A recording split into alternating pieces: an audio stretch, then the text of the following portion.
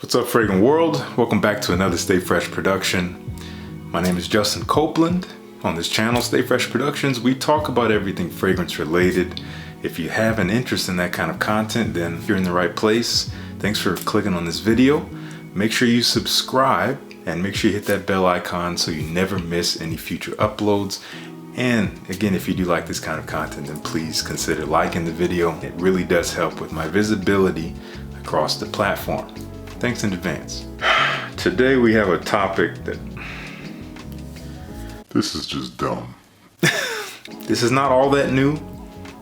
As you can see from the title, we're talking about 5 fragrances for life. Now, there is a topic similar to this that I've already done several times on the channel. That was 10 fragrances for life, and that was separated between designer and niche. I think that was started by Timmy over at Imagine Scent.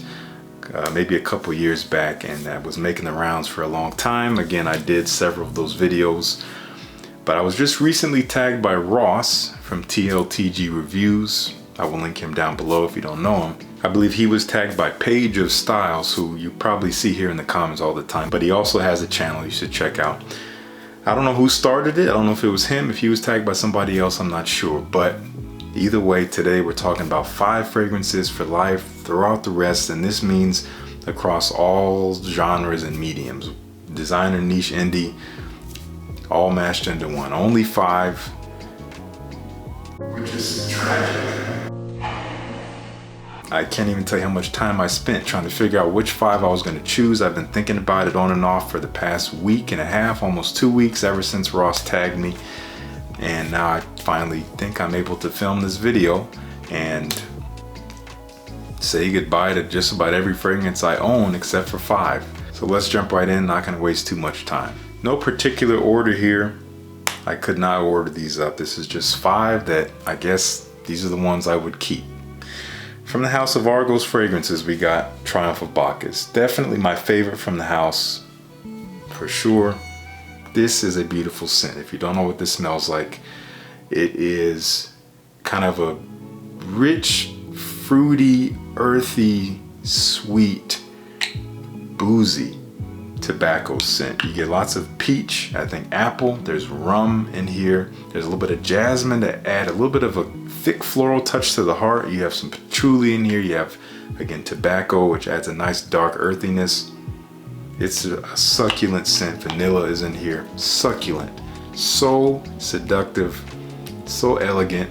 Perfectly unisex. This is at least the first one I'm talking about. Triumph of Bacchus. If you want to check out any of Argos's fragrances, I do have a link down below. You can get 10% off using my code FRESH10. 10% off your order, whether that's a sample pack or a full bottle or whatever you want to do. Take use of that. And I will be talking about them again soon. I'm assuming that video is probably going to come out after this. I'm going to be talking about their newest releases, not new fragrances, but if you missed the live interview I did with Christian, you'll know what I mean. Check that out if you missed it. Anyway, Triumph of Bacchus. Okay, next one up. This one was just on my designer winter list, and this was a tough one. This was so difficult because it was between this and another one from the house. The other one from the house, I love it. I absolutely love it. It speaks to me. It smells so good, but I went with this one because it's a little bit more versatile, but it still functions very well, again, in the winter, but it is a great fall scent. It's a great spring scent. Maybe not great for summer, but maybe summer nights. Anyway, it's more versatile, so I went with this. It's newer to my collection, so it kind of has my attention. From Cartier, we have L'Envol de Cartier. This is the eau de parfum. Man, beautiful, sweet honey, but it's fresh and aqueous and kind of almost metallic from violet leaf. There's a nice woody base with vetiver. There's a lot more going on than that, but those are the 3 main components. As I've said in the previous video, it actually does have similarities to this fragrance, Bulgari Man from Bulgari, but this one is just kind of the weaker shell of what this is. It just dies out very quickly, it loses its legs, and it gets very boring. But this one, that honey sweetness is so beautiful, it is so unique. I think Bulgari Man came first. I'm pretty certain this is a coincidence that they're similar, but man, I prefer this one any day. So this has to be on the list. I could not live without this one. And I just love this bottle. This is Cartier, man. They're slept on, but wake up. Links down below for all these fragrances. Check them out.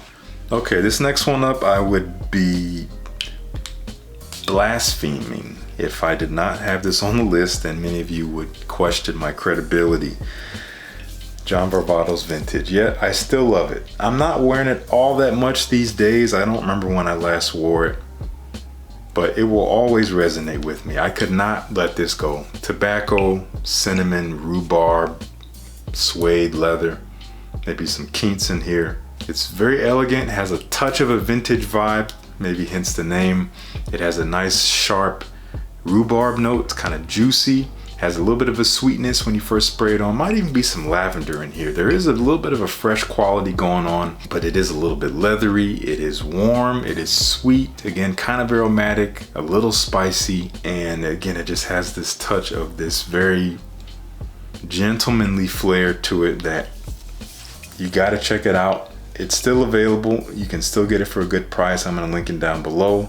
I will always stand behind John Varvatos Vintage. Okay. Up next, from House of Creed. This is probably my favorite, at least currently, my current favorite fragrance from the House of Creed. A close second would be Royal Oud, which I don't own, which I hope to own soon. If I had that, this would be a neck and neck battle. But this one, because I own it, this is my favorite one. Creed Viking. This is a little polarizing. Some people don't care for it, some people hate it, and some people really love it. I happen to really love this stuff. I kind of loved it ever since it came out 3 years ago. It just, I don't know what it is. It's so fun to wear. It is fresh, it's very spicy. It is just kind of a fiery scent, but again, it has a nice cooling nature to it. You get mint in here with some spicy pink pepper, lots of pink pepper in here, mixed with some rose, mixed with some lavender. It is fresh. Some patchouli, sandalwood. It's a little creamy as it dries. Kind of has a barbershop quality to it. A little bit Old Spice like, but very high quality. Maybe a tiny bit dated, but I think it's still modern. I love it. Love it. This one and the next one I'll be talking about were provided to me from the folks at Oceanus, who I've talked about a few times. They don't know I'm talking about them in this video, but I'll link them down below. They're a brand new up and coming company selling authentic fragrances, niche and designer. They have a fantastic, huge catalog. They're continuously growing. They're based up in Quebec and they're trying to get off the ground. I think they currently have a 20% off discount site-wide right now. You can check that out. Any designer or niche fragrances, again, great catalog there. I would check them out down below. But that's Creed Viking. Gotta have this one. Love it. Okay, last one up here. A friend of mine, a very dear friend of mine, let me borrow a decant. Well, gave me a decant of it. I loved it immediately. I had plans to somehow get a bottle. I have a bottle now. Again, like I said, thanks to the folks at Oceanus. This is a beast. Maybe a little polarizing, but I've heard a lot of you say this is your favorite one from the house. This is Beach Hut Man from Amouage.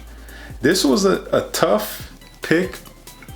I wanted to choose Enclave, which I've been obsessed with lately, but I was thinking about in the long haul, in terms of how this makes me feel when I wear it, how it transports me. Man, this is a beautiful fragrance. This is such a beautiful scent. It is very powerful, but it's fresh, very green, woody, kind of earthy, has a dusty nature to it, very herbaceous, very invigorating, some beautiful complexity to it. Man, I love this stuff, and like I said, it is beast mode, especially for a fresh scent. Probably the strongest fresh scent I have in my collection is definitely Amouage Beach Hut Man. It just goes for hours. It extends for miles off the skin, and it just smells fantastic, and it gets great compliments. This one, I don't think I could live without it. This would have to be one of the 5. Again, Enclave, it was tough, really tough. I'm still thinking about Enclave. I can remember the smell. It smells so good. But if the fire was raging, I probably would grab this one and everything else would have to go. But that is Beach Hut Man from Amouage. So it's my turn to tag somebody now. And I actually did my homework. I'm not gonna leave it up to future Justin. I know you haven't heard from him in a while. He's been busy, as have I. I'm gonna tag Notes Punch. If you don't know Notes Punch, check him out down below. Great channel, very charismatic guy. We had a chance to meet a year ago at Sin Explorer in New York City. Loved hanging out with him. So Notes Punch, let's see what you got. What are your 5? Niche and designer, put them together and show us which 5 you can't live without. If you liked the video, please like the video. Really appreciate you being here. It means so much to me. And again, liking the video helps out with my visibility. If you have not subscribed by now, then let me know down in the comments why. I would love to know. But I do really encourage you to do so. It's free and you can always change your mind later. Thank you so much for tuning in. Peace. I'll see you in the next one.